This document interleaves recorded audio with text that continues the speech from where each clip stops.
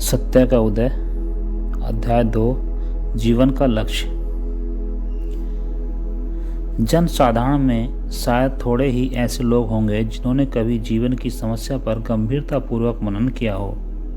आमतौर पर वे इसका बड़ा संकुचित अर्थ लेते हैं। उनके समक्ष वांछित सुखों से पूर्ण एक अच्छी जीविका पाना ही एकमात्र समस्या है। दूसरे शब्दों में उसके जीवन का उद्देश्य संसार में केवल अधिकाधिक सुख एवं महत्ता प्राप्त करना है। यदि वे इसकी प्राप्ति में समर्थ हो जाते हैं तो वे अपने जीवन को सफल मानते हैं, अन्यथा नहीं। वे महान पुरुष, दार्शनिक, वैज्ञानिक अथवा राजनीतिक होकर विश्वव्यापी यश एवं धन प्राप्त कर सकते हैं, पर उनके जीवन की समस्या फिर भी उलझी ही रहती है। मृत्यु के साथ भी यह समस्या समाप्त नहीं होती, क्योंकि मृत्यु तो केवल रूप का परिवर्तन मात्र है। हमारा आगामी जीवन जैसा भी हो, मृत्यु के उपरांत प्रारंभ होता है।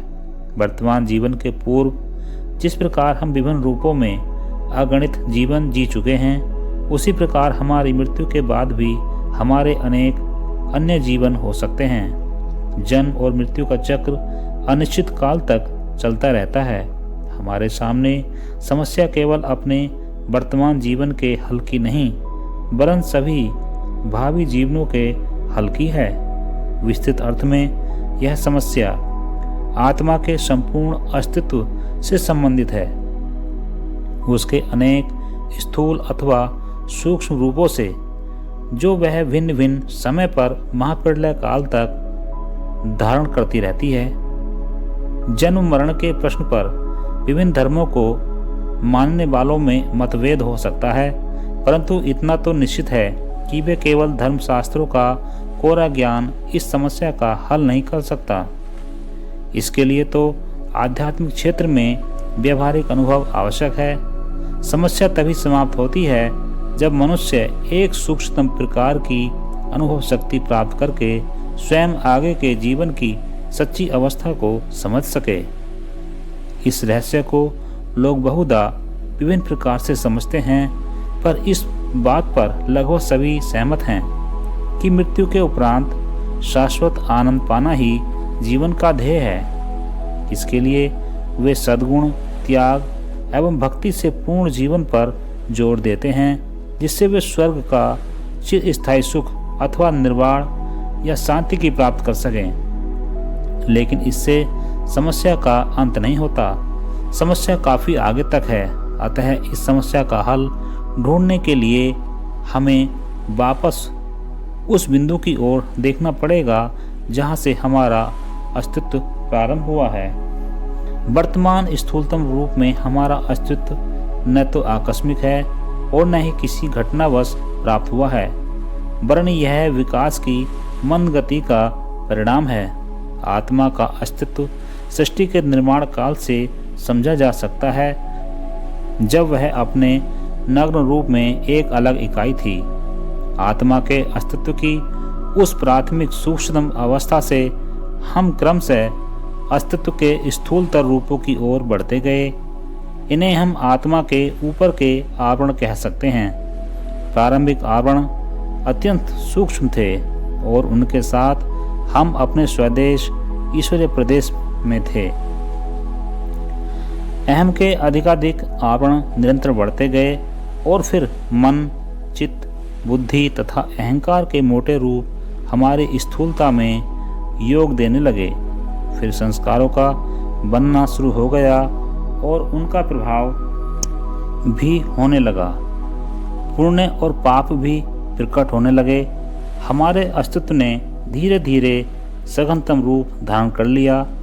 इन संस्कारों का प्रभाव है सुख, दुख, आराम और तकलीफ की भावनाओं की उत्पत्ति। सुख और आराम के प्रति हमारी रुचि तथा दुखों एवं कष्टों के प्रति हमारी अरुचियों ने और भी उलझनें पैदा कर दी।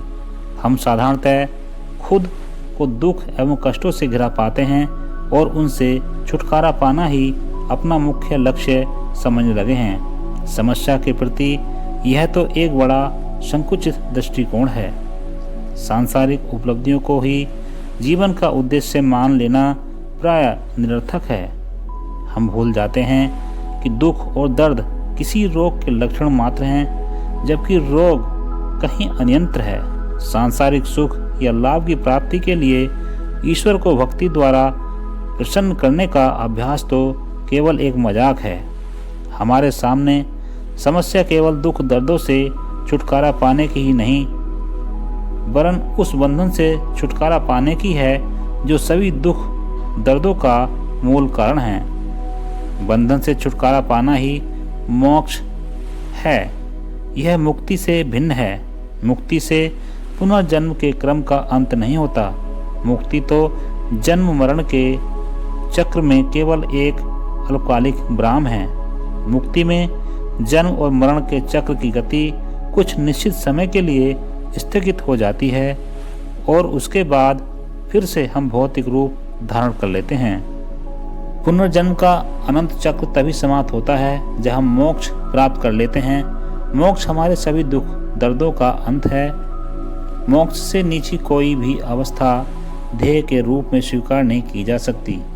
यद्यपि इसके परे भी बहुत कुछ बाकी रह जाता है। हमें ऐसे लोग भी थोड़े ही मिलते हैं जिन्होंने मोक्ष को भी, जो आध्यात्मिक उड़ान का प्रथम सोपान है, अपना अंतिम लक्ष्य मान रखा है। यदि हम इस स्तर से नीचे रहते हैं तो जीवन की समस्या बिल्कुल उलझी रहती है। ऐसे लोग भी हैं जो कहते हैं कि उन्हें मोक्ष नहीं चाहिए। वे तो इस संसार में बारंबार आने की इच्छा करते हैं, केवल भक्ति करने के लिए। उनके जीवन का लक्ष्य अनिश्चित तथा अस्पष्ट रहता है। उनके कहने के अनुसार उनका लक्ष्य भक्ति से परे कुछ भी नहीं है। वास्तव में वे लोग भक्ति की दशा के मनोहर प्रभाव से आकर्षित हो जाते हैं और सदा के लिए उसी दशा में बने रहना चाहते हैं। वे केवल अपनी प्रसन्नता के लिए ही ऐसा करते हैं। शाश्वत बंधन से मुक्त होना तब तक संभव नहीं जब तक कि हम उलझनों में फंसे हुए हैं। बंधन से मुक्त होना आत्मा की स्वाभाविक अभिलाषा है। यदि कोई व्यक्ति उन उलझनों से मुक्त नहीं होना चाहता तो उसके लिए कोई समाधान नहीं है। भक्ति स्वयं लक्ष्य नहीं, पर लक्ष्य प्राप्ति का एक साधन है। असली बात तो यह है, जैसा कि मैं ऊपर लिख चुका हूँ, वे लोग प्रारंभिक अवस्था के मनोहर प्रभाव से ही इतने मुग्ध हो जाते हैं कि इसे किसी भी समय छोड़ना नहीं चाहते। उनका यह संकीर्ण दृष्टिकोण किसी भी विस्तृत विचार को अपनाने में रोक लगा देता है और उससे परे की कोई भी वस्तु उनकी दृष्टि में नहीं आती। उपयुक्त दृष्टि के पक्ष में एक अन्य भ्रांतिपूर्ण तर्क दिया जाता है कि भक्ति यदि किसी विशेष उद्देश्य के लिए की जाती है तो वह निष्काम होने से कोसों दूर होती है। गीता में वर्णित निष्काम उपासना का सिद्धांत इस बात पर जोर देता है कि हम किसी विशेष उद्देश्य को दृष्टि में रखकर भक्ति न करें। वास्तव में इसका यह अर्थ है कि हम लोगों को बिना किसी सांसारिक उद्देश्य को नज़र में रखे हुए अथवा बिना अपनी इच्छाओं की पूर्ति की चिंता किए भक्ति करनी चाहिए। भक्ति जो कि साधकों के लिए अत्यंत आवश्यक है, जीवन के लक्ष्य पर हमारे ध्यान को केंद्रित करने से नहीं रोकती। जीवन के लक्ष्य का अर्थ और कुछ नहीं, केवल उस बिंदु से है जहां हमें अंततः पहुंचना है। दूसरे शब्दों में यह हमारे वतन की याद है अथवा हमारे वर्तमान स्थूल अस्तित्व की प्रारंभिक अवस्था जहां हमें अंत में लौटना है। केवल ध्येय का विचार हम अपने मस्तिष्क में बनाए रखते हैं और उसी के लिए केवल कर्तव्य के रूप में भक्ति करते हैं। कर्तव्य के लिए कर्तव्य करना निसंदेह निष्काम कर्म है और जीवन के लक्ष्य को प्राप्त करना हमारा आवश्यक कर्तव्य है। अब मैं इस विषय पर आता हूँ कि जीवन का वास्तविक लक्ष्य क्या होना चाहिए। साधारणतः यह माना जाता है कि लक्ष्य उच्चतम होना चाहिए, अन्यथा अंतिम सीमा तक पहुँचने में संदेह है। इसके लिए मनुष्य के पहुँच की उच्चतम सीमा को स्पष्ट रूप से समझ लेना जरूरी है। हमारे समक्ष राम और कृष्ण ईश्वर के दो अवतारों के उदाहरण हैं। हम उन्हें श्रद्धा और भक्ति से पूजते हैं तथा उनके साथ ऐक्य स्थापित करना चाहते हैं। स्वतः वही हमारे जीवन का लक्ष्य हो जाता है और ऐसा करके हम अधिक से अधिक उनके स्तर तक पहुंच सकते हैं। राम और कृष्ण अवतार के रूप में विशिष्ट विभूति थे जिनमें अलौकिक शक्तियां थीं। वे प्रकृति के माध्यम के रूप में प्रकृति के आदेशानुसार कार्य संपादन के लिए आए थे। प्रकृति की विभिन्न शक्तियों पर उनका पूर्ण अधिकार था जिनको वे किसी भी समय जैसा वे उचित समझते उपयोग में ला सकते थे। प्रकृति के दिए हुए कार्य के अनुसार ही उनके कार्य का क्षेत्र सीमित था। वे महामाया के मंडल से आए थे जो ईश्वरीय शक्ति की सूक्ष्म अवस्था है और इसी कारण अत्यंत शक्तिशाली थे। इसलिए वे अपने जीवन काल में इतने अलौकिक कार्य कर सके। मनुष्य की पहुंच का उच्चतम बिंदु महामाया के मंडल से भी बहुत आगे है, इसलिए वह अवतारों के स्तर से बहुत ऊपर है। अधिकांश पाठकों को इससे आश्चर्य हो सकता है, परंतु निसंदेह यथार्थ यही है। मनुष्य की पहुंच का चरम बिंदु वहाँ है जहाँ सब प्रकार के वेग, शक्ति, क्रिया अथवा प्रेरणा तक भी अदृश्य हो जाती है और मनुष्य पूर्ण अभाव या शून्य की स्थिति में पहुंच जाता है। वही पहुंच का चरम बिंदु अथवा जीवन का अंतिम लक्ष्य है। मैंने इसे चित्र द्वारा स्पष्ट करने का प्रयत्न किया है। केंद्र के चारों ओर खिंचे हुए वृत्त मामूली तौर से उन विभिन्न आध्यात्मिक क्षेत्रों को प्रदर्शित करते हैं जो हमें अपनी प्रगति में पार करने पड़ते हैं। सबसे बाहर के व्रत से अपनी यात्रा प्रारंभ करके हम हर व्रत को पार कर अपने आगे के क्षेत्र में प्रवेश करते हुए केंद्र की ओर बढ़ते हैं। यह एक अत्यंत विस्तृत क्षेत्र है। यदि मैं मोक्ष की बात करूं तो लोग इसे बहुत दूर की वस्तु समझेंगे जो कई जन्मों के सतत प्रयत्नों से प्राप्त हो सकती है। चित्र में मोक्ष की अवस्था दूसरे और तीसरे व्रत के बीच की है। मोक्ष प्राप्ति के लिए जितनी अवस्थाएं पार करनी पड़ती हैं वे सब प्रायः 1.5 व्रत में ही पूरी हो जाती हैं। इससे पाठक को इसका एक साधारण आभास मिल जाएगा कि मोक्ष बिंदु तक पहुंचने के बाद भी कितना और अधिक पाना शेष रह जाता है। मोक्ष के बिंदु तक पहुंचना भी जैसा साधारणतया विश्वास किया जाता है सचमुच कोई सामान्य बात नहीं है। इस अवस्था की प्राप्ति के बाद हम और व्रत पार करते जाते हैं, यहाँ तक कि 5वां व्रत पार कर लेते हैं। यह अव्यक्त गति की अवस्था है। इस अवस्था पर मनुष्य माया के बंधनों से पूर्णतः मुक्त हो जाता है। भूतकाल के बहुत कम ऋषि इस अवस्था तक पहुँच सके थे।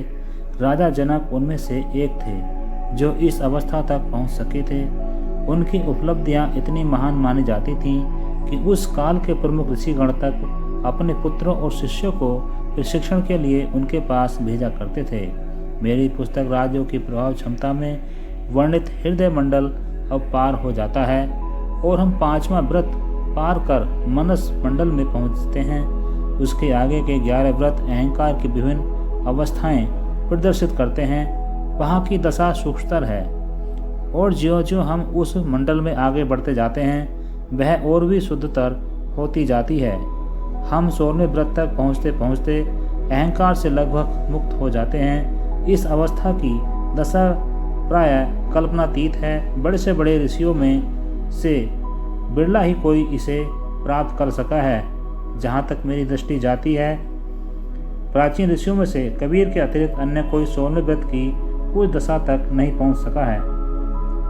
जब हम इस व्रत को पार कर लेते हैं तब हमारा अस्तित्व केवल एक आभास मात्र रह जाता है जो फिर भी स्थूल रूप में है।